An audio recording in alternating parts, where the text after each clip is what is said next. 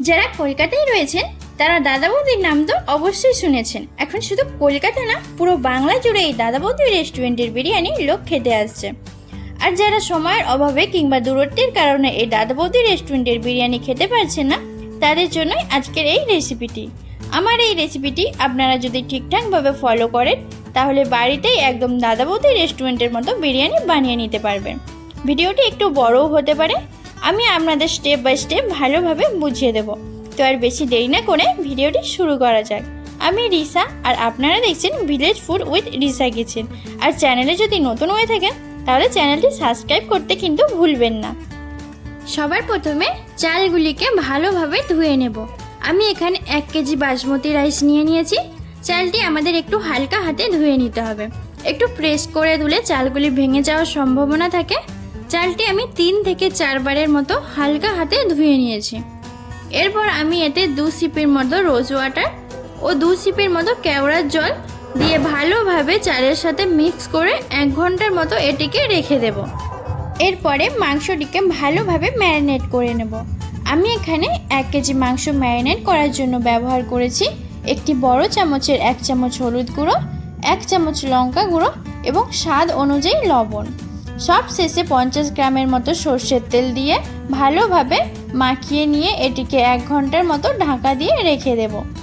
এরপর আমাদের কাজ হলো 2 থেকে 3টি পেঁয়াজ পাতলাভাবে কেটে সেটিকে মুচমুচে করে ভেজে নেওয়া। এই পেঁয়াজগুলি কিন্তু বেশি ভাজবো না, বেশি ভাজা হয়ে গেলে কিন্তু বিরিয়ানি তেতো লাগবে। পেঁয়াজগুলি ভাজা হয়ে গেলে এটিকে একটি পাত্রে চাড়িয়ে ভালোভাবে রেখে দেব। এর পরের স্টেপে চালটি সেদ্ধ করে নেব। চালটি সেদ্ধ করার আগে হাঁড়িতে দিয়ে দিতে হবে 1 প্যাকেট গোটা গরম মশলা ও অল্প পরিমাণ রিফাইন তেল এবং পরিমাণ মতো নুন দিয়ে চালটি সেদ্ধ করে নেব। চাল যেন না বেশি সেদ্ধ হয়ে যায়, চাল একটু শক্ত শক্তই নামিয়ে নেব। এরপরে একটি বাটিতে হালকা গরম জল নিয়ে নেব। এই গরম জলে একটি 10 টাকা দুধের প্যাকেট পুরোটাই দিয়ে ভালোভাবে জলের সাথে দুধটি মিক্স করে নেব। মিক্স করে নেওয়ার পর এতে সামান্য পরিমাণ কেশর দিয়ে কেশরটিকেও ভালোভাবে মিক্স করে নেব। সব শেষে 2 থেকে 3 ফোঁটার মতো আতর দিয়ে ভালোভাবে মিক্স করে এটিকে পরে ব্যবহারের জন্য রেখে দেব। আলু আমি আগে থেকে হাফ সেদ্ধ করে রেখেছি। এবার আমি আলুগুলিকে ভালোভাবে ছাঁকা তেলে ভেজে নেব। দেখুন বন্ধুরা, আলুগুলি ছাঁকা তেলে ভাজার ফলে কি সুন্দর দেখতে লেগেছে। এরপর আপনাদের একটি টিপস বলে রাখি, চাল সেদ্ধ হয়ে গেলে চালের জল ঝরিয়ে চালগুলি হাঁড়িতে রাখবেন না। চালটিকে একটি কাপড় বা একটি কাগজের ওপর বিছিয়ে রেখে দেবেন। এটি বিছিয়ে রাখার কারণ কাপড় বা কাগজ চালের অবশিষ্ট জলটি অ্যাবজর্ব করে নেবে আর চালটি ভালোভাবে ঝরঝরে হয়ে যাবে।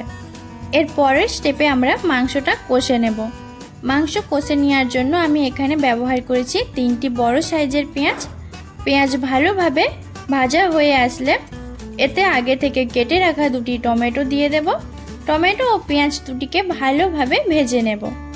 ভাজা হয়ে আসলে একটি বড় চামচের 1 চামচ রসুন বাটা ও 1 চামচ আদা বাটা দিয়ে ভালোভাবে মশলাটি কষিয়ে নেব। এরপরে ছোট একটি চামচের 1 চামচ হলুদ গুঁড়ো ও 1 চামচ লঙ্কা গুঁড়ো, পরিমাণ মতো নুন দিয়ে মশলাটি ভালোভাবে কিছুক্ষণ নাড়াচাড়া করার পর সামান্য পরিমাণ জল দিয়ে দেব। জলটি ফুটে আসলে এতে আমরা ম্যারিনেট করা মাংস দিয়ে দেব। মাংসটিকে মশলার সাথে ভালোভাবে কষিয়ে নেব। এরপর কিছুক্ষণের জন্য এটিকে ঢেকে রাখব। এই প্রসেসটি আমি 3 থেকে 4 বারের মতো করার পরে আমার মাংসের পিসগুলি ভালোভাবে কষা হয়ে গিয়েছিল এবং সব শেষে আমি এই মাংস কষার ওপরে অল্প পরিমাণ বিরিয়ানির মশলা ছড়িয়ে দেব।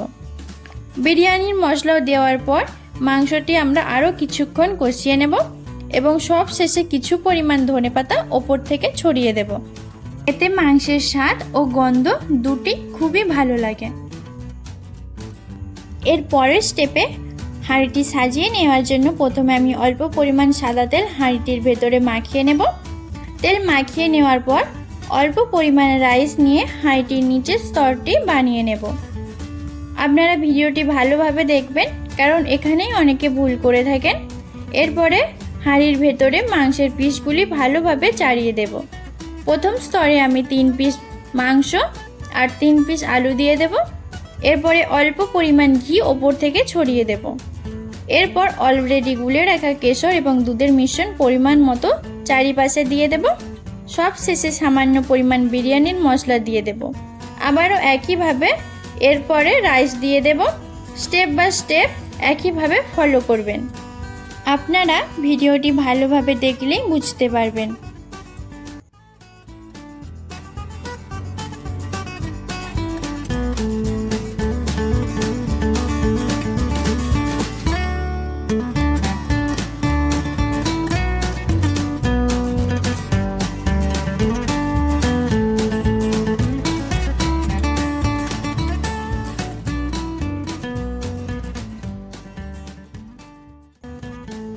সবচেয়ে শেষের স্তরটিতে অবশিষ্ট মাংসের গ্রেভি সমস্তটাই দিয়ে দেব। গুলে রাখা দুধ এবং কেশরের মিশ্রণ সমস্তটাই দিয়ে দেব। এরপর ভেজে রাখা পেঁয়াজগুলি দিয়ে দেব। ঘি ও বিরিয়ানি মশলা সামান্য পরিমাণ দিয়ে আটা কিংবা ভিজে কাপড় দিয়ে হাঁড়ির মুখটি ঢেকে একবারে লো ফ্লেমে 40 থেকে 50 মিনিটের জন্য ছেড়ে দেব।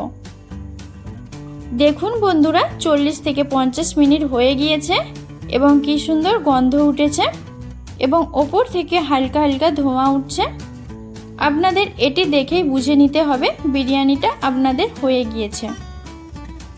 বাস এবার এটিকে নামিয়ে নিতে হবে। আমার গ্যারান্টি রইল, আমার এই রেসিপিটা সেম টু সেম ফলো করলে দাদা বৌদি রেস্টুরেন্টের চেয়েও ভালো বিরিয়ানি আপনারা বাড়িতেও বানিয়ে নিতে পারবেন। আমি ভিডিওটা এখানেই শেষ করছি। আপনারা সবাই ভালো থাকবেন। ভাইফোঁটার আগাম শুভেচ্ছা রইল। দেখা হচ্ছে পরের ভিডিওতে আরও একটি নতুন রেসিপির সাথে।